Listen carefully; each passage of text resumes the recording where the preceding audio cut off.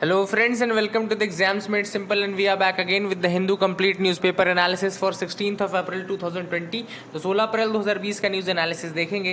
Before we start, those who want to join the TEMS portal, they can join us by the links given in the description and comment section below. Those who want to get the current affairs PDF from Prelims 365, which covers the part of economy, polity, international relations and art and culture, science and tech, you can get that also from the links given in the description and comment section below. So without wasting any time, let's start with the questions first.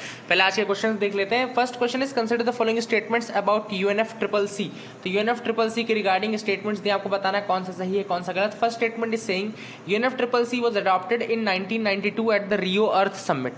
Statement 2 is saying UNFCCC established a framework for action to stabilize the concentrations of the greenhouse gases in the Earth's atmosphere. Third statement is saying the framework sets binding targets on greenhouse gas emissions for individual countries. Fourth statement is saying nearly all the member states of the United Nations have ratified the convention. अब आपको बताना है इनमें से कौन कौन से statement सही है कौन सा गलत. Options are 1, 2, 3 and 4. 2, 3 and 4, 1, 2 and 4 and 1, 2 and 3. Question number 2 is consider the following statements regarding Olive Ridley turtle. तो Olive Ridley turtle के बारे में स्टेटमेंट्स दिए, आपको बताना है कौन सा सही है कौन सा गलत. पहला स्टेटमेंट कह रहा है they are found in the warm waters of the Pacific and Indian Ocean. Second statement is saying they are herbivores and thrive exclusively on algae and sea grasses. Third statement is saying Odisha coast is one of the largest mass nesting sites in the world. तीसरा question है इसके options थे 2 only, 1 and 3, 2 and 3 या 1, 2 and 3. Third question is an economy is set to have reached its highest possible efficiency when.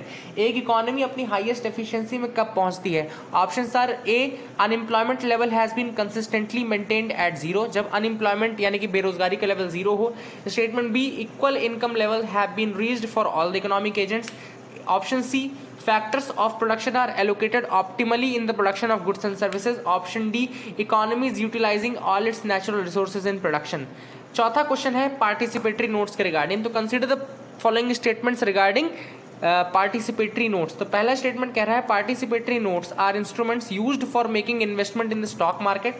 Statement 2 is saying it is issued by a registered foreign institutional investor to an overseas investor. Statement 3 is saying it is mandatory for an overseas investor to register themselves with SEBI. कौन कौन से option सही है 1 and 3, 1 and 2, 2 and 3, 1, 2 and 3. So these were the 4 questions for you today. Please do try to answer these questions in the comment section below.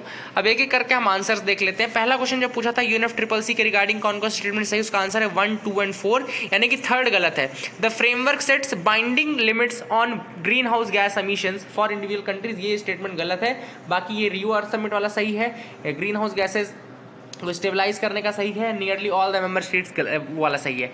Third statement में क्या चीज़ गलत है वो आपको बतानी है. क्वेश्चन नंबर 2 मैंने पूछा था ऑलिव रिडली टर्टल के बारे में कौन सा स्टेटमेंट सही है कौन सा गलत.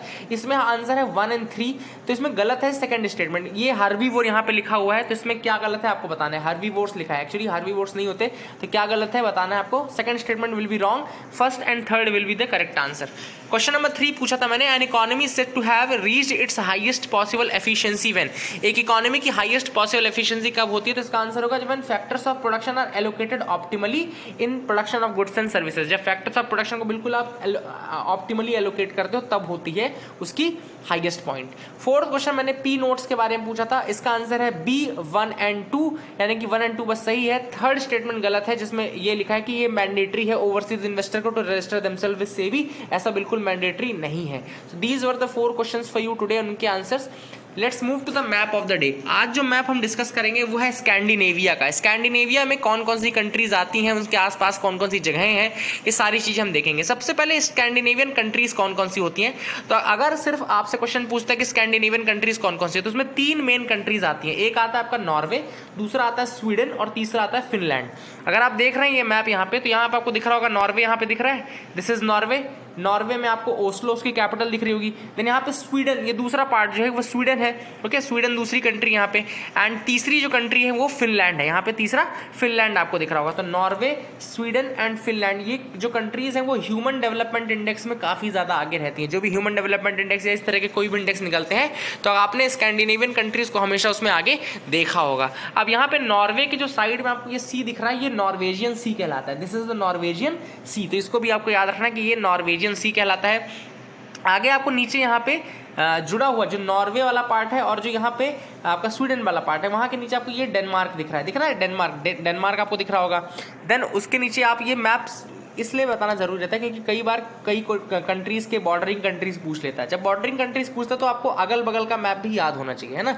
जरूरी नहीं कि वो स्कैंडिनेविया ही पूछे, बट स्कैंडिनेविया से रिलेटेड कुछ भी या उससे जुड़ा हुआ कोई भी पार्ट वो पूछ सकता है, ठीक है ना।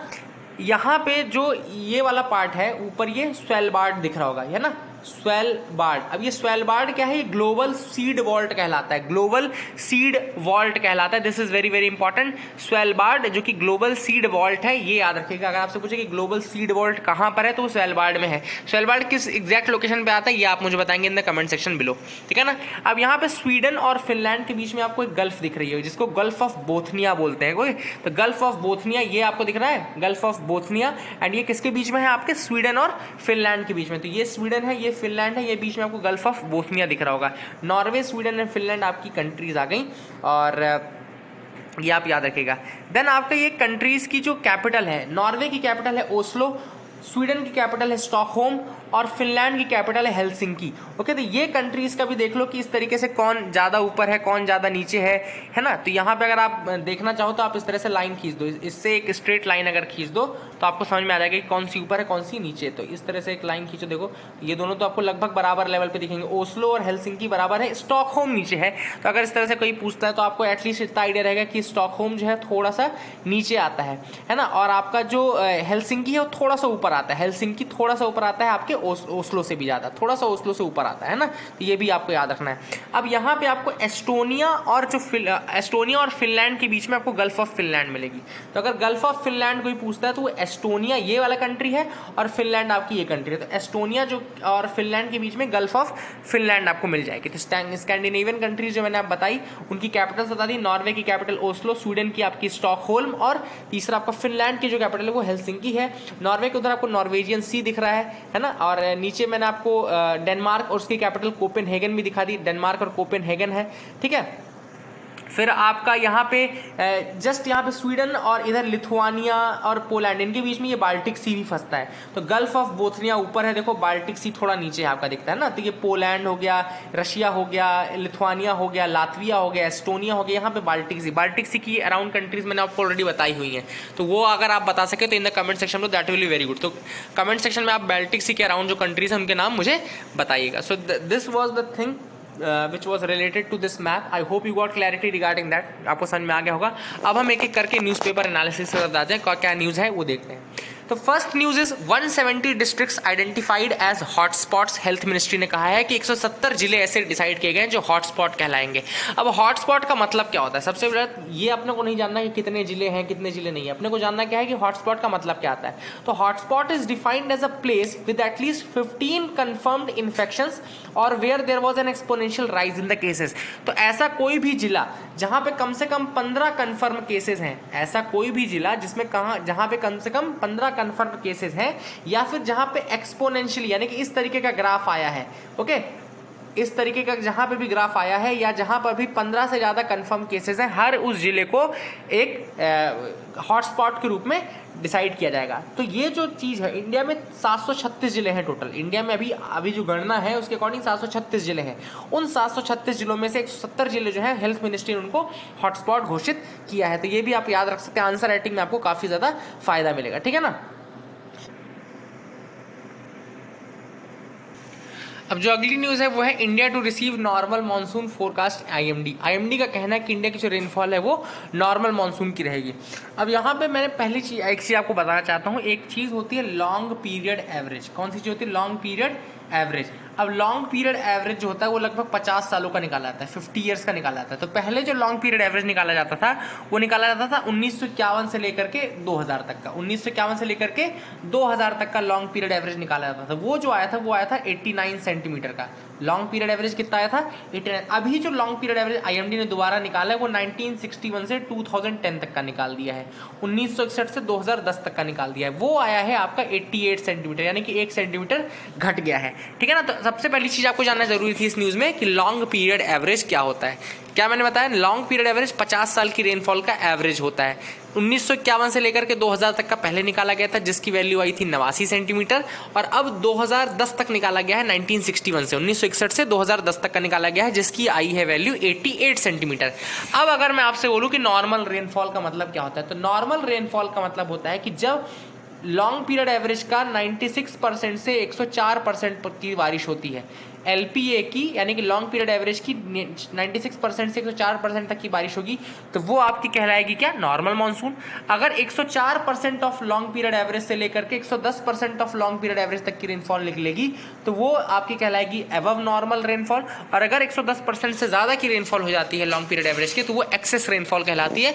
These are the 3 concepts which you need to know. Long period average जरूर याद रखना कि 1961 से 2010 तक का जो निकाला गया है वो 88 सेंटीमीटर आया है। इसके पहले 1951 से 2000 तक का निकाला गया था, जिसकी वैल्यू 89 सेंटीमीटर थी, तो 1 सेंटीमीटर घट गया है, ठीक है ना। ये आप याद रख सकते हैं, this is very important thing which you need to remember. अगली जो न्यूज़ है वो है United States freezes WHO funding for corona virus crisis. तो अब डोनाल्ड ट्रंप ने क्या किया है, उसने WHO की जो मिसमैनेजमेंट था during the corona virus crisis, उसको देखते हुए उसने उसकी फंडिंग रोक दिया। आज 2 आर्टिकल आए हैं जो कि इसके ऊपर ही आए कि कितना गलत किया गया है step. When humanity needed it the most, USA turned it's back, और अपनी पीठ दिखा के वो भाग गया एक तरीके से। तो ये जो डोनाल्ड ट्रंप ने किया, बेसिकली उन्होंने अपना मिसमैनेजमेंट जो था वो WHO के ऊपर डाल दिया, क्योंकि WHO जो इन्फॉर्मेशन लेता है वो कंट्रीज से ही लेता है। अगर कंट्रीज उनको सही इन्फॉर्मेशन नहीं देंगी तो वो खुद से सही इन्फॉर्मेशन नहीं इकट्ठी कर सकती। तो जो सीवियर मिसमैनेजमेंट है वो कंट्रीज के बेसिस बिहाफ पे था, ना कि WHO के बिहाफ पे। तो ये चीज़ डोनाल्ड ट्रंप ने नहीं समझी और उसने उनकी फंडिंग, जो कि one of the highest donor है, USA का सबसे अधिक पैसा आता है WHO के पास, तो वो उन्होंने बंद कर दिया। So that is the thing, इसका भुगतान जो है वो ह्यूमैनिटी को फेस करना पड़ेगा। तो ये भी चीज़ आगे हम देखेंगे। आगे मूव करते हैं, देखते हैं और क्या इंपॉर्टेंट आर्टिकल्स है जिनके बारे में हमको जानना है। यहाँ पे एक न्यूज़ दिख रही है कि for the first time Thrissur Pooram is cancelled. तो ये थ्रिसूर पूर्णम क्या है, Thrissur Pooram is Kerala's festival calendar. अगर आप देखो तो ये केरला में होता है, सेलिब्रेट किया जाता है, एंड केरला का ही फेस्टिवल है, इसका नाम है थ्रिसूर पूर्णम। तो आपसे क्वेश्चन अगर पूछा जाएगा तो ये पूछा जाएगा कि पूर्णम फेस्टिवल, थ्रिसूर पूर्णम फेस्टिवल कहाँ, किस स्टेट में सेलिब्रेट किया जाता है, तो वहाँ भी आपको याद रखना है कि ये सेलिब्रेट किया जाता है केरला में, ठीक है ना। Had the pride of place in Kerala's festival calendar has been cancelled. तो ये बहुत पहली बार ऐसा हुआ कि जब थ्रिसूर पूर्णम को कैंसिल किया गया है, तो ये कोविड-19 को ध्यान में रखते इसको कैंसिल किया गया, इसको भी आप याद रखिएगा, है ना। आगे मूव करते हैं। Absconding teacher held in POCSO case. तो पॉक्सो केस में एक टीचर को पकड़ा गया है। अब यहाँ पे मैं पॉक्सो एक्ट के बारे में आपको कुछ चीज़ें बता देता हूँ। तो पॉक्सो एक्ट का फुल फॉर्म है protection of children from sexual offences. जो बच्चे होते हैं, कम उम्र के, छोटी उम्र के बच्चे होते हैं, उनको सेक्सुअल ऑफेंसेस से बचाने के लिए 2012 में पॉक्सो एक्ट लाया गया। 2012 में पॉक्सो एक्ट लाया गया। अब इसके फीचर्स क्या हैं, देखो। अब इसमें सबसे पहली बात कि बच्चे की डेफिनेशन क्या दी गई है। तो बच्चे की डेफिनेशन जो पॉक्सो एक्ट में दी गई वो दी गई कि 18 साल से कम की उम्र के जो भी व्यक्ति रहेंगे वो बच्चा कहलाएगा। Any person below the age of 18 years is a children as per the POCSO act. अब दूसरी चीज यहाँ पे देखना कि सेक्सुअल अब्यूज इसमें 2 तरीके का है। एक है पेनिट्रेटिव, एक है पेनिट्रेटिव सेक्सुअल अब्यूज, दूसरा है आपका aggravated penetrative sexual abuse. Aggravated penetrative sexual abuse. तो जो ओरिजिनल एक्ट था, ओरिजिनल एक्ट में सबसे पहली चीज याद रखिएगा कि जो व्यक्ति पेनिट्रेटिव सेक्सुअल असॉल्ट करता है उसको मिनिमम 7 साल की सजा थी, ठीक है ना। सेक्सुअल असॉल्ट के लिए 7 साल की सजा थी, और अगर aggravated punishment, aggravated sexual assault कर रहा था तो मिनिमम 10 साल की पनिशमेंट है, ठीक है ना। 2019 में एक पॉक्सो में अमेंडमेंट लाया गया। 2019 में पॉक्सो में एक अमेंडमेंट लाया गया है, तो उन्होंने ये मिनिमम जो पनिशमेंट है उसको बढ़ा दिया है। क्या किया है, the bill increases the minimum punishment from 7 to 10 years. Penetrative cases में मिनिमम पनिशमेंट को 7 साल से बढ़ा करके 10 साल कर दिया गया है। मिनिमम पनिशमेंट जो है पहले 7 साल थी, उसको बढ़ा करके 10 साल कर दिया गया है इन द पेनिट्रेटिव केसेस, ठीक है ना। और It further adds that if a person commits penetrative sexual assault on a child below the age of 16 years, और अगर वो 16 साल से कम के बच्चे के साथ कर रहा है तो फिर जो पनिशमेंट रहेगी वो 20 साल से लेकर के लाइफ टाइम तक की रहेगी। तो अब थोड़ा चीज चेंज कर दिया गया है डेफिनेशन में। दूसरा, अभी जो एग्रावेटिव सेक्सुअल असॉल्ट है उसमें 10 साल मिनिमम है, उसके बाद लाइफ इम्प्रिजनमेंट दे सकते हैं। लेकिन अगर एग्रावेटेड सेक्सुअल असॉल्ट हो रहा है तो उस बच्चे, अब जो उस बच्चे के साथ अगर एग्रावेटेड सेक्सुअल असॉल्ट हो रहा है तो जो मिनिमम पनिशमेंट है वो 10 साल से बढ़ा करके 20 साल साल कर दी गई है और मैक्सिमम जो पनिशमेंट है वो डेथ पेनल्टी, पहले लाइफ टाइम होता था, अब डेथ पेनल्टी ने सजाए मौत तक दी जा सकती है। तो इन दोनों एक्ट्स के बीच में ये डिफरेंस याद रखना, पहले 7 साल मिनिमम थी, उसको बढ़ा करके अब मिनिमम 10 साल कर दिया गया है, और जो एग्रावेटेड केसेस थे उनमें 10 साल थी, उसको बढ़ा करके मिनिमम 20 साल और मैक्सिमम लाइफ टाइम से बढ़ा करके आपका डेथ पेनल्टी कर दिया गया है। तो ये 2019 में अमेंडमेंट आया है, लोकसभा राज्यसभा दोनों में पास हो भी चुका है, ठीक है ना, आप इसको याद रखिएगा। अब समैरिटन का मतलब क्या होता है? गुड समैरिटन का मतलब ये होता है कि जो व्यक्ति एक्सीडेंट होते अगर आसपास देख रहा है और उस व्यक्ति को उठा करके वो हॉस्पिटल पहुंचा रहा है तो वो व्यक्ति एक अच्छा समैरिटन कहलाता है, ठीक है ना। याद रखिएगा कि अगर समैरिटन आपसे पूछ रहा है कि समैरिटन का मतलब क्या होता है, तो समैरिटन का मतलब होता है कि ऐसा व्यक्ति, एक अच्छा समैरिटन वो होता है जो ऐसा व्यक्ति होता है इसके सामने कोई एक्सीडेंट अगर होता है तो वो उस व्यक्ति को छोड़ के भागता नहीं है बल्कि उसको उठा करके हॉस्पिटल पहुंचाता है, ठीक है। तो बी अ गुड समैरिटन, और गुड समैरिटन को बचाने के लिए काफी सारे लॉज भी इंडिया में आए गए हैं। Seize the distractions, seize the movement. अब यहाँ पे दोनों सीज का मीनिंग अलग अलग है। यहाँ पे ऑथर है M.R. माधवन, उन्होंने ये आर्टिकल लिखा है। सबसे पहले उन्होंने बोला कि इंडिया में 2 चीजें की गई हैं, अभी रिसेंटली 2 चीजें इंडिया ने की हैं कोविड-19 से लड़ना दिखाने के लिए। पहली चीज ऑथर ने कही है कि लोग जो पार्लियामेंटेरियंस है उन्होंने कहा है कि हम अपनी सैलरी का थोड़ा परसेंटेज काट देंगे, अपनी सैलरी पूरी नहीं लेंगे 1 साल, आने वाले 1 साल तक के लिए। दूसरा, member of parliament local area development जो स्कीम है, member of parliament MP led जो स्कीम है वो 2 साल तक के लिए, अब उन्होंने ये कहा है 2 साल तक के लिए उसका जो फंड है वो इमरजेंसी रिस्पांस ऑफ कोविड में यूज किया जाएगा, ठीक है ना। तो ऑथर ने सबसे पहली चीज तो याद रखिएगा इन दोनों का ही मतलब एक तरीके से क्रिटिसिज्म किया है, काफी ज्यादा क्रिटिसिज्म किया है। MP लैड को तो उसने दरकिनार ही कर दिया, MP लैड को तो उन्होंने कहा है कि MP लैड होनी ही नहीं चाहिए, ऐसी कोई स्कीम एग्जिस्ट ही नहीं करनी चाहिए थी। और जो सैलरी कट है उसके बारे में ऑथर ने क्या बोला है? ऑथर ने कहा है कि जो पार्लियामेंटेरियंस है वो ये कह रहे हैं कि वो 30% सैलरी अपनी कटवाएंगे, यानी कि 1 लाख रुपए अगर पर मंथ सैलरी है तो उसमें 27,000 का लगभग कट आपको देखने को मिलेगा, 27,000 का थोड़ा कट आपको देखने को मिलेगा। अब ऑथर ने कहा है कि अगर ये सारी चीजें हम मिला ले पार्लियामेंटेरियंस की तो लगभग 5 करोड़ पर मंथ निकल के आएगी, और अगर हम ये पूरी चीजें मिला लें, पूरी सेविंग मिला लें तो लगभग 25,000 रुपए की सेविंग पर मंथ मिलेगी, और 5 करोड़ रुपए का टोटल सबका मिला लिया जाए तो 5 करोड़ रुपए का टोटल सेविंग मिलेगा। तो अब ऑथर ने बोला कि एक ऐसी गवर्नमेंट, एक ऐसी सेंट्रल गवर्नमेंट जो 2.5 लाख करोड़ का बजट निकालती है, मंथली एवरेज बजट होता है जिसका 2.5 लाख करोड़ का, उसके सामने अगर 5 करोड़ बस बच रहा है मंथली केवल सैलरी कट से, तो वो कोई मायने नहीं रखता है। तो पहली चीज तो ऑथर ने कही है कि ये जो चीज है ये केवल दिखाने के लिए अच्छी है कि मैं 30% सैलरी नहीं लूंगा, ये पैसे जो बचेंगे उससे कोविड-19 में लड़ाई हुई।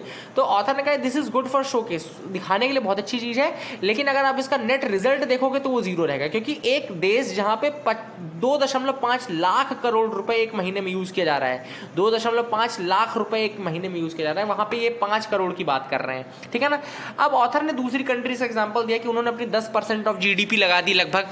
यूके में अगर आप देखो तो बहुत सारी चीजें ऑथर ने बताई है। यूके में ऑथर ने बोला कि जैसे लॉकडाउन यूके ने बोला तो उसके बाद उन्होंने क्या कि वीडियो कॉन्फ्रेंसिंग करना शुरू कर दिए, हर दिन वो लगभग सारे पार्लियामेंटेरियंस मिलते हैं वीडियो कॉन्फ्रेंसिंग के थ्रू। वहाँ पे जो पैंडेमिक है उसके रिगार्डिंग जो लॉज है उनकी प्रॉपर स्क्रूटनी कमेटी बन रही है, स्क्रूटनाइज भी किया जा रहा है, ऐसा नहीं कि हड़बड़ी में कोई चीज पास की जा रही है। यहाँ पे ऑथर ने हमारे इंडिया का अपोज किया, उन्होंने कहा कि आपने क्या किया, आपने ये किया कि जिस दिन आपको पता चला कि कल लॉकडाउन होने वाला है उसके बाद अगले दिन से उन्होंने पार्लियामेंट ही बंद कर दिया, पार्लियामेंट में जाना ही बंद कर दिया, ना कोई वर्चुअल कॉन्फ्रेंसिंग ना कोई वीडियो कॉन्फ्रेंसिंग, पार्लियामेंट में जाना अलग से बंद कर दिया। दूसरी चीज उन्होंने क्या की, दूसरी चीज उन्होंने ये की दूसरी चीज ये कि लास्ट डे में उन्होंने बिना किसी डिस्कशन के फाइनेंस बिल पास कर दिया। इसका मतलब क्या है कि आप कहीं ना कहीं कोविड-19 या इस तरह की डिजास्टर वाली जो कंडीशन आती है उसको सीरियसली ना कर ले करके आप जस्ट अपना जो आपकी जो मेजॉरिटी आप वो शोकेस करते हो। ऑथर ने कहा कि यही चीज यूके में भी सेम चीज हुई है, यूके में ज्यादा केसेस आपको देखने को मिल रहे थे, लेकिन फिर भी वहां पे आज भी प्रॉपर डिस्कशन चल रहा है, प्रॉपर स्क्रूटनी कमेटी बनाई गई। तो ऐसा क्यों नहीं हुआ कि यहाँ का जो एप्रोप्रिएशन है वो किसी स्क्रूटनी कमेटी द्वारा किया गया, कोई ना कमेटी ना कोई डिस्कशन ना कोई डिबेट, सीधे आपने बिल पास कर दिया। तो यहाँ पे ऑथर ने उसका अपोज किया है। ऑथर ने दूसरी चीजें बोली है कि अदर देन मेकिंग लॉज बनाने के अलावा पार्लियामेंट के 2 की ड्यूटीज होती हैं। There are 2 main duties of the parliament other than law making. पहला है they sanction the size and allocation of the government budget, government budget का साइज सैंक्शन करना उनकी रिस्पॉन्सिबिलिटी होती है। They also hold the government accountable for its work, government को उनके काम के लिए अकाउंटेबल भी साबित वही करते हैं, यही मेंबर ऑफ पार्लियामेंट रहते जो गवर्नमेंट के खिलाफ क्वेश्चनिंग भी करते हैं, ठीक है ना। अब एमपी लैड जो स्कीम है वो इन दोनों के ही अगेंस्ट जाती है। अब ऑथर ने एमपी लैड स्कीम का क्या क्रिटिसिज्म किया है वो देख लेते हैं। तो एमपी लैड स्कीम के बारे में ऑथर ने ये कहा है कि ये स्कीम जो है ये दोनों फंक्शंस को अपोज कर रही है। किस तरीके से? पहली चीज कि आप ये बता रहे हो, आप ही वो हो जो कि स्क्रूटनी करता है कि कितना पैसा कहाँ खर्चा होगा। फिर एक स्कीम में आप ही वही चला रहे हो कि कितना पैसा आपको मिलेगा। 5 करोड़ रुपए एमपी लैड स्कीम में एक एमपी को दिया जाता है, तो आप खुद ही डिसाइड कर रहे हो कि आपको कितना पैसा दिया जाएगा उस काम के लिए, अपनी कंस्टिट्यूएंसी में काम करने के लिए। तो ये तो कन्फ्लिक्ट ऑफ गोल्स हो गया है ना, कन्फ्लिक्ट ऑफ इंटरेस्ट हो गया। तो ये ऑथर ने कहा है। दूसरी चीज अगर आप देखो, ऑथर ने एक बहुत अच्छी बात ये कही है, ये होता क्या है कि आपको ही स्क्रूटनी करनी है और आपको ही गवर्नमेंट को रिस्पॉन्सिबल ठहराना है। बट आपको ही अगर पैसा यूज करना है, आप गवर्नमेंट को रिस्पॉन्सिबल कैसे ठहराओगे? वही गवर्नमेंट आपको पैसा दे रही है तो आप उसी गवर्नमेंट को रिस्पॉन्सिबल नहीं ठहराओगे, आप ही वो काम कर रहे हो। तो जो ऑडिटर होता है, जो किसी काम को मॉनिटर करता है, वो हमेशा इंडिपेंडेंट होना चाहिए, है ना। अगर कोई ऑडिटर है या कोई व्यक्ति सर्विलेंस कर रहा है तो वो इंडिपेंडेंट होना चाहिए। अब मैं अगर कोई काम कर रहा हूं और आप बोलोगे कि इस काम को तुम ही करो और तुम ही चेक भी करो, तो मैं उस काम को तो कभी गलत नहीं बताऊंगा, मैं उस काम को हमेशा सही बताऊंगा। तो ये वाली बात जो है, कॉन्फ्लिक्ट ऑफ इंटरेस्ट जो है वो यहाँ पे आता है। अगला जो यहाँ पे ऑथर ने कहा है क्रिटिसिज्म, वो ये बोला है कि एमपी लैड जो है उसमें जो पैसा खर्च होता है वो लगभग लोकल एरिया के काम में होता है, जैसे कि बस स्टॉप का निर्माण करना, हैंड पंप लगवाना है, स्कूल रूम्स बनाना। अब ऑथर ने कहा ये जो काम है ये पंचायत और म्यूनिसिपैलिटी लेवल के काम है। अगर कोई मेंबर ऑफ पार्लियामेंट आकर के ये वाले काम देखेगा तो संवैधानिक जो कार्य है उनको कौन देखेगा? देश के लेवल पे काम को कौन देखेगा? तो ऑथर ने कहा है कि ये जो चीजें हैं ये डिस्ट्रैक्शन होती हैं और जो मेन जो एम होना चाहिए उस एमपी का, उसको सेलेक्ट करने का जो मेन एम था वो फुलफिल वो नहीं कर पाता है। तो this is the thing which was there. ये तो लोकल लेवल पे भी काम हो सकता है, तो फिर अगर ये काम एमपी करेगा तो लोकल एरिया वाले क्या करेंगे? लोकल लेवल पे लोकल गवर्नमेंट क्या करेगी? तो these were the criticisms in this article. I hope you got clarity, आपको समझ में आया होगा। काफी अच्छा आर्टिकल था, याद रखिएगा। अगला जो आर्टिकल हम डिस्कस करेंगे वो है डिजास्टर्स डिसीजन।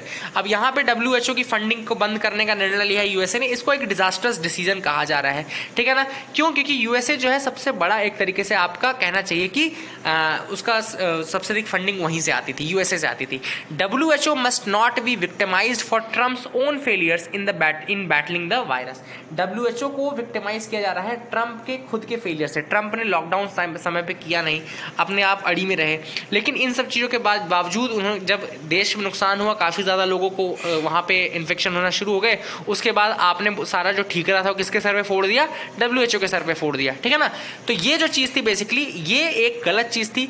ये मिसमैनेजमेंट जो था वो यूएसए के साइड से था, लेकिन ऑथर ने यही कहा है कि ये मिसमैनेजमेंट यूएसए के साइड से था, लेकिन उन्होंने ये पूरा ठीकरा डब्ल्यूएचओ के सर में फोड़ दिया, and that was wrong. Halting funding at a crucial time will not only impact the functioning of this global body but also hurt humanity. Okay? अब यूएसए को एक चीज़ समझनी चाहिए कि सिर्फ यूएसए ऐसा नहीं है जिस कंट्री को नुकसान हुआ है। बहुत सारी लो इनकम कंट्रीज है, बहुत सारी मिडिल इनकम कंट्रीज है जो कि डब्ल्यूएचओ पे अभी भी आधारित हैं, डब्ल्यूएचओ पे डिपेंडेंट है for guidance, for advice, for essential things like testing kits and mask as well. अगर ये पैसा डब्ल्यूएचओ को नहीं दिया जाता है तो ये मास्क, ये टेस्टिंग किट्स वो कहाँ से इन लो इनकम कंट्रीज और जो मिडिल इनकम कंट्रीज उनको अवेलेबल कराएंगे? तो ये जो चीज़ें हैं, काफ़ी ज़्यादा जो नुकसान होगा इसका, वो उसका खामियाजा बहुत सारी ऐसी कंट्रीज को भुगतना पड़ेगा जो कि छोटी कंट्रीज हैं और जो कि काफ़ी ज़्यादा डिपेंडेंट है डब्ल्यूएचओ पे। तो यहाँ पे बेसिकली ऑथर ने यही कहा है कि जो यूएसए था उसने अपनी गलती का ठीकरा जो था वो डब्ल्यूएचओ के सर पे फोड़ दिया है। अगला जो आर्टिकल है वो है harmonising with nature. Now this is one of the most beautiful article written today, and काफ़ी ज़्यादा अच्छी बात लिखी गई है। बहुत ज़्यादा कंटेंट नहीं है, बट इसमें जो बात है उसको मैं एक दो लाइन में समराइज कर देता हूँ। पहले अगर आपने 12th क्लास की एनसीईआरटी पढ़ी है, 12th क्लास की एनसीईआरटी में एक ज्योग्राफी की एनसीईआरटी में एक चीज़ कही जाती है, there was earlier naturalisation of humans. पहले क्या होता था? नेचुरलाइजेशन ऑफ ह्यूमंस होता था, मतलब ह्यूमन बींग्स जो रहते थे वो नेचर के अकॉर्डिंग ढल जाते थे, नेचर को देख करके ढलना पड़ता था उनको, ठीक है ना। Naturalisation of humans. अभी जो चीज़ हो रही है वो है humanisation of nature. Humanisation of nature का मतलब क्या होता है कि नेचर अब ह्यूमंस के हिसाब से ढलने लगा। जैसे अगर आप गर्मी लगी, लोगों ने क्या किया? एसी लगवा दिया। अब एसी का नुकसान किसको होता है? नेचर को होता ही है नुकसान। वहाँ पे जब भी आप नेचर के अगेंस्ट जाओगे, फॉर एग्जांपल बीजिंग ओलंपिक हुआ, बीजिंग ओलंपिक्स में बारिश होने वाली थी तो चाइना ने टेक्नोलॉजी का यूज करके वो बारिश रोक दी, तो वो नेचर के अगेंस्ट चले गए। तो ये जो है चीजें कहलाती है ह्यूमनाइजेशन ऑफ नेचर के अंदर आती है। ऑथर ने यहाँ पे एक बहुत सा कोट से स्टार्ट किया, it is during the darkest moments that we must focus to see the light. जब डार्केस्ट मोमेंट्स आते हैं उसी समय हमको सबसे अधिक लाइट की जरूरत पड़ती है, सबसे अधिक लाइट को देखने की जरूरत है। मतलब यहाँ पे अब हमको पॉजिटिव लेने की जरूरत है और आगे के लिए अपने आप को तैयार करने की जरूरत है, ऐसी क्राइसिस दोबारा ना हो।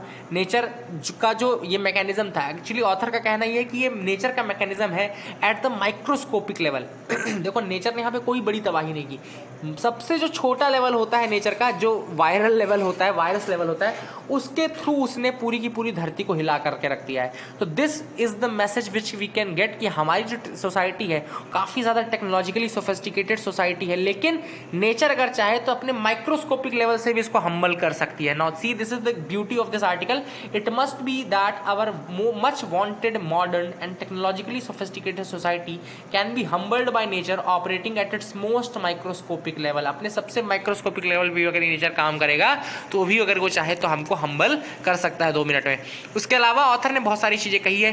To start with, it would help to shed some of the chutzpah that have allowed ourselves to adopt through the 20th century. Author ने कहा कि हम बहुत सारी चीजें जिनको हमने अडॉप्ट कर लिया एज अ फैशन, लेकिन उनको हमको छोड़ने की जरूरत है। For example, we can develop technologies to overcome nature and reshape our environment. ये दिमाग में हमारे चुत्पा आ गया कि हम ऐसी टेक्नोलॉजीज बना सकते हैं जो कि नेचर को ओवरकम कर सकता है। ये हमारे दिमाग में जो फितूर आया, उसके बाद से हमने सबसे अधिक नुकसान करना शुरू किया नेचर का। जैसे एसी हमने बनाए, एसी का क्या होता है कि गर्मी आई, जो नेचुरल चीज़ थी वो आई तो हमने एसी बना लिया। अगर हम इस तरह का इंडस्ट्रियल रेवोल्यूशन ना करते या बहुत ज़्यादा इस तरह से इन्वायरमेंट को नुकसान ना पहुंचाते तो इतनी गर्मी भी नहीं पड़ती, क्योंकि पेड़ पौधे लगे होते और आपको इतनी गर्मी नहीं पड़ती। तो लेकिन अब जब वो चीज़ नेचर रिवर्ट बैक करता है तो फिर आप क्या करते हो, और ज़्यादा नुकसान करते हो ये टेक्नोलॉजीज बना करके, है ना। तो अब ये नेचर का मैकेनिज्म था to level out, to balance this. अब यहाँ पे ऑथर ने एक और एग्जांपल दिया कि नासा का वॉयेजर मिशन जो है, जो कि सोलर सिस्टम के एंड्स को जाकर, एज को जाकर के देखना चाहता है, वो भी सिर्फ इसीलिए पॉसिबल है कि नेचर उसको gravitational field of the planet से इसके कारण होल्ड करके रखा हुआ है।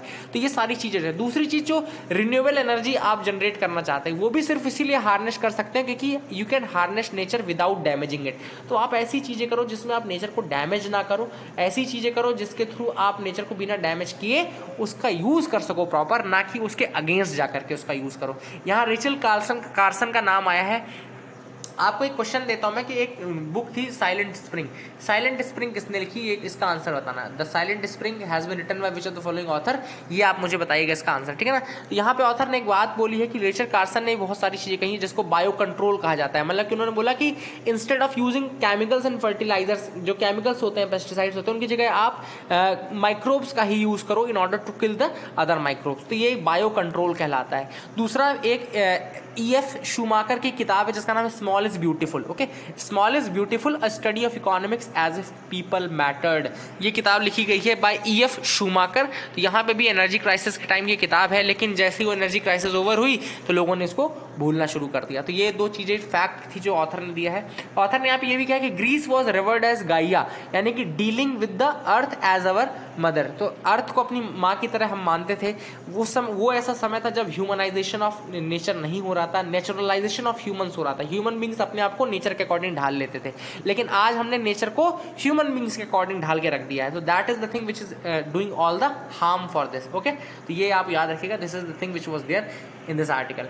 And the harassment of farmers. Now ये जो आर्टिकल लिखा गया है इसमें फार्मर्स की प्लाइट बताई गई है। फार्मर्स की प्लाइट किस तरह से बताई गई है, जैसे पहला वो रबी की कटिंग करनी है, अब रबी की कटाई करने के लिए उनको हार्वेस्टिंग करने के लिए लोग इकट्ठा हो रहे हैं। जब लोग इकट्ठा हो रहे हैं तो ऑथर का ये कहना है कि पुलिस उनको पीट रही है, पुलिस जो है लाठीचार्ज कर रही है। तो these are the thing which are mentioned as the assault on the forest dwellers, assault on the farmers and all. तो यहाँ पे ऑथर ने कहा है कि एक तो फार्मर्स पे अटैक हो रहा है, दूसरा फॉरेस्ट राइट एक्ट का भी वायलेशन होता है। जब ट्राइबल्स कुछ कलेक्शन करने अगर जा रहे हैं फॉरेस्ट प्रोड्यूस का, तो उनको भी पुलिस पीटा जा रहा है पुलिस के द्वारा। तो ये सब चीजें ऑथर ने कही कि ओवर जेलस पुलिसमैन जो है, ओवर जीलस पुलिसमैन जो है, they are often doing this official lathi charge and all, and इस कारण से काफी ज्यादा जो है एक तरह से एट्रोसिटी हो रही है ऑन द फार्मर्स एंड आपके ट्राइबल्स के ऊपर। ओके, देन जुडिशरी से ऑथर ने ये रिक्वेस्ट की है कि आप प्लीज इस मैटर को देखिए एंड ये चीज मेक श्योर करिए कि ऐसी कोई भी चीज ना हो।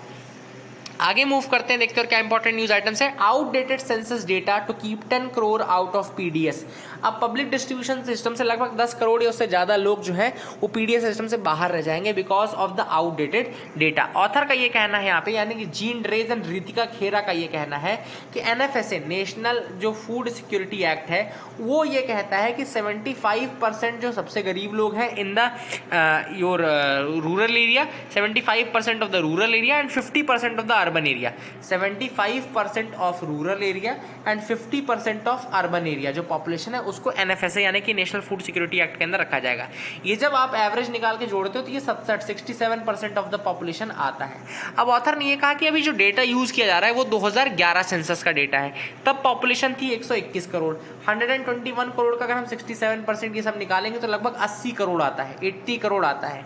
लेकिन अभी की अगर हम पॉपुलेशन देखें तो 2020 के हिसाब से 137 करोड़ हो चुकी है, 137 करोड़, यानी कि अगर हम इसका 67% निकालें तो 92 करोड़ आता है। अब 92 करोड़ कहाँ और कहाँ 80 करोड़, तो मतलब 12 करोड़ लोग ऐसे रहेंगे जो कि पीडीएस सिस्टम से बाहर रह जाएंगे because of this outdated data. This is very important study और ये डेटा काफी ज्यादा इंपॉर्टेंट भी है, इसका आप यूज कर सकते हैं। काफी अच्छी ये न्यूज आइटम है। I hope you got clarity, you should use this in your answer writing as well.